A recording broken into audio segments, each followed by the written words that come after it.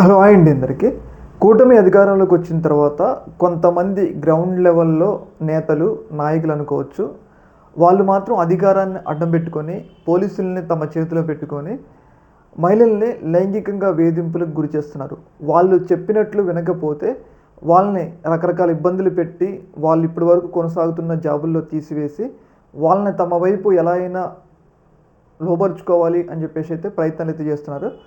వాళ్ళు ఒకవేళ ఎవరైతే వేధింపులకు గురైన వాళ్ళు పోలీస్ స్టేషన్‌లకి వెళ్ళి కంప్లెయింట్ చేస్తే, పోలీసులు ఆ కంప్లెయింట్ కూడా తీసుకోలేని పరిస్థితులు. అయితే ఇలాంటప్పుడు ఈ ఒక్క విషయం మీద సీఎం చంద్రబాబు నాయుడు గారు గానీ, డిప్యూటీ సీఎం పవన్ కళ్యాణ్ గారు గానీ ఆలోచించాల్సిన అవసరం ఎంతైనా ఉంది. ఎందుకు అంటే సాక్షాత్తు ఒక మహిళే సీఎంకి ఒక సెల్ఫీ వీడియో పెట్టే అంత ఇబ్బంది పడింది అంటే, పోలీసులు ఏ స్థాయిలో పనిచేస్తున్నారో గ్రౌండ్ లెవెల్‌లో అర్థం చేసుకోవాల్సిన అవసరం ఎంతైంది. ఎందుకంటే ఒకవేళ ప్రజల్లో గనుక వ్యతిరేకత వస్తే దాన్ని ఆపడం ఎవరి వల్ల కాదు. ముందస్తుగానే వాటన్నిటిని తెలుసుకోవాల్సిన బాధ్యత ప్రభుత్వ అధినేతలకు ఉన్నదనమాట.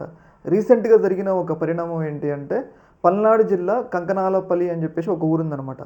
ఆ ఊరిలో ఒక ఆమె అంగన్వాడీ టీచర్. అయితే అంగన్వాడీ టీచర్ అయితే ఆమె యొక్క భర్త ఒక 3 ఇయర్స్ క్రితం చనిపోయాడు. సంథింగ్ కొన్ని అనారోగ్య కారణాల వల్ల. అయితే ఆమె అంగన్వాడీ టీచర్‌గా పనిచేస్తుంది. 2 పిల్లలు.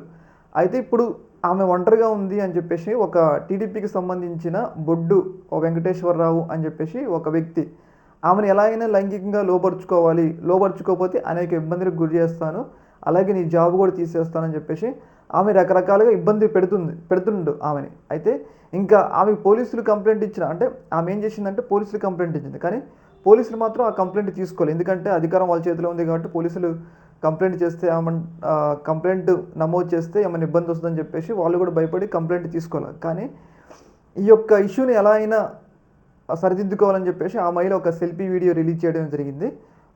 రిలీజ్ చేసి చంద్రబాబు నాయుడు గారికి, అలాగే లోకేష్ గారికి, డిప్యూటీ సీఎం పవన్ కళ్యాణ్ గారికి తన బాధని అయితే చెప్పుకోవడం అయితే జరిగింది. ఒకసారి ఆమె సెల్ఫీ వీడియో రిలీజ్ చేసింది, ఒకసారి అది చూడండి. అదొక కారణం చేత చేస్తున్నాడు సార్. వాళ్ళ తమ్ముడు కొడుకు పుట్టిన తారీఖుని వాళ్ళ తల్లిదండ్రుల వివరాలు కానీ ఏమి ఇవ్వకుండా అంగన్వాడీ నుంచి వచ్చి పోస్ట్ ఇవ్వాల్సింది కానీ నన్ను హారాస్మెంట్ చేస్తున్నాడు సార్. కనీసం బిడ్డకి ఎటువంటి ఆధార్ కానీ తల్లికి కూడా ఆధార్ కానీ తల్లికి బిడ్డకి సంబంధించి ఏమీ ఇవ్వట్లేదు సార్. ఆధార్ తెచ్చుకో అన్నీ ఇస్తున్నారని వస్తానని చెప్పినా వినట్లేదు సార్.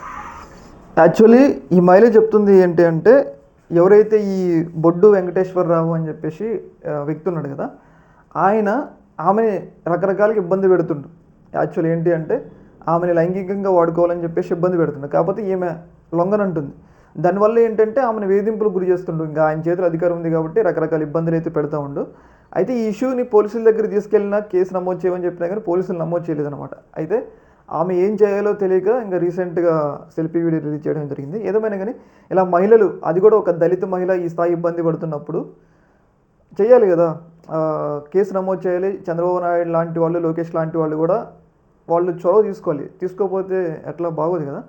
ఒకవేళ ఇది కనుక జగన్మోహన్ రెడ్డి హయాంలో అదే కనుక ఒక వైసీపీ నాయకుడు చేసినట్లయితే ఈ పాటికి టీడీపీ ఛానల్లో ఇంకా వేరే ఇష్యూవే ఉండదు. ఇంకా 24/7 ఇదే న్యూస్ నడిచేది. మరి టీడీపీ ఛానల్కి ఏమన్నా కళ్ళు పోయినాయి? ఇప్పుడు చూపించాలి కదా, ఏదన్నా మహిళ కదా, దళిత మహిళ కదా.